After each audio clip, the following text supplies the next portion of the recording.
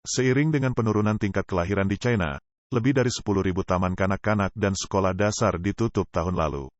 Menurut Laporan Statistik Nasional 2022 tentang perkembangan pendidikan yang dirilis oleh Kementerian Pendidikan China, negara ini mengalami penurunan tingkat kelahiran yang menyebabkan penurunan hampir 1,78 juta anak di taman kanak-kanak dan 478.000 siswa di sekolah dasar, masing-masing menurun sebesar 3,7% dan 0,4%.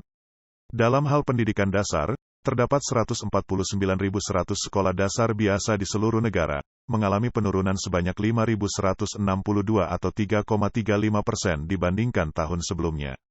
Laporan tersebut menyoroti bahwa pada tahun 2022, China memiliki 289.200 taman kanak-kanak, yang mengalami penurunan sebanyak 5.610 atau 1,9% dibandingkan tahun sebelumnya.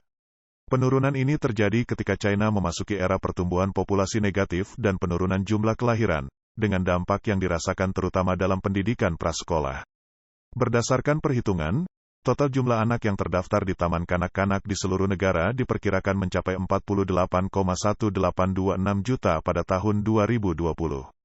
Namun, pada tahun 2021, angka ini diperkirakan akan turun menjadi 48,0521 juta, menunjukkan penurunan sebesar 130.600 dibandingkan tahun sebelumnya. Penurunan ini menandakan perubahan signifikan dalam tren peningkatan jumlah anak di taman kanak-kanak yang terjadi pada tahun-tahun sebelumnya. Xia Qing, Direktur Asosiasi Penelitian Pendidikan Prasekolah China, mengomentari perkembangan ini dengan menyatakan bahwa gelombang pertama penutupan taman kanak-kanak telah dimulai. Dia juga mencatat bahwa tahun ini harus dianggap sebagai tahun yang paling menguntungkan, namun tantangan di masa depan diperkirakan akan semakin intensif. Menurut temuan terbaru, terdapat tren yang mencolok di antara para pemimpin taman kanak-kanak, seperti yang disorot oleh kelompok Dialog di media sosial. Laporan menunjukkan bahwa banyak taman kanak-kanak telah terlibat dalam proses pemindahan perabotan seperti meja, kursi, dan bangku.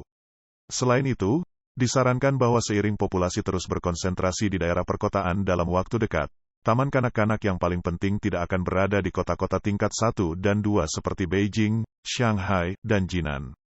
Sebaliknya, taman kanak-kanak tersebut akan lebih banyak ditemukan di kota-kota tingkat 4 dan 5.